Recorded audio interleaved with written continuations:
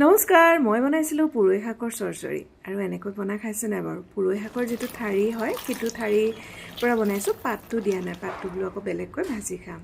এয়া খাবলৈ যে কিমান ধুনীয়া হৈছিলে। পুৰৈ শাক কেইডালমান কিনি আনিছিলোঁ, 10 টকা লৈছিলে একমুঠি। এয়া ডাঙৰ ঠাৰিৰ পাতৰ সৈতে 3ডাল আহিছিলে। এনেই ধুনীয়াকৈ গুচাই লৈছোঁ। এইকেইটা বুঢ়া পাত, পাতকেইটা আঁতৰাই দিছোঁ। বাকী ঠাৰিখিনি মই কাটি পেলাই বাছি ল'ম। চুচখিনি গুচাই এনেই ধুনীয়াকৈ কাটি ল'ম। পাতখিনি বেলেগকৈ ভাজিম, নহ'লে এইখিনিৰ লগত দিলে বেয়া লাগে।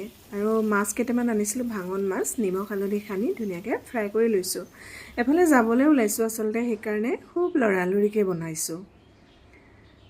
কিন্তু খাবলৈ বৰ ধুনীয়া হৈছিলে, কষ্ট কৰাৰ প্ৰয়োজন নাই। মাছকেইটা ফ্ৰাই হোৱাত এখন কেৰাহীত মই মিঠাতেল দিলোঁ, অকণমান জিৰা দিলোঁ, ধনিয়া দিলোঁ আৰু পেষ্ট এটা বনাই লৈছিলোঁ। সৰিয়হ, পিঁয়াজ, নহৰু, আদা আৰু 2টা শুকান জলকীয়া। যিহেতু দেৰি হৈছে সেইকাৰণে পেষ্টটো বনাই পিঁয়াজটো ভাজি ভাজি গলাই থাকিবলৈ সময় নাই, সেইকাৰণে এনেকৈ ভাজিছিলোঁ। কিন্তু খাবলৈ বৰ টেষ্টি হৈছিলে।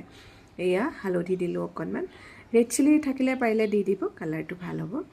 আৰু মিক্সাৰৰ বাতিটো অকণমান পানী দি পেলাই এই তাতে ধৰে। অকণমান নিমখ দিলোঁ আন্দাজমতে, হালধিও দি দিব। তাৰপিছত আলু আৰু পুৰৈ শাকখিনি এনেকৈ কাটি লৈছোঁ ঠাৰিবোৰ। এয়া ভাজি ল'ম, ভাজি ভাজি পূৰা মছলাটোৰ লগত সিজি যোৱাকৈ মিলাম। তাৰপাছত ঢাকোন দি পেলাই কম জুইত সিজাম। পুৰৈ শাকটো অকণমান বিজল হয়, সেইকাৰণে অকণমান বিজলীয়া বিজলীয়া হয়। আৰু ইয়াতে মই ধুনীয়া ইনগ্ৰিডিয়েণ্ট এটা দিছোঁ, এয়া হৈছে ঘৰতে বনোৱা মছলা।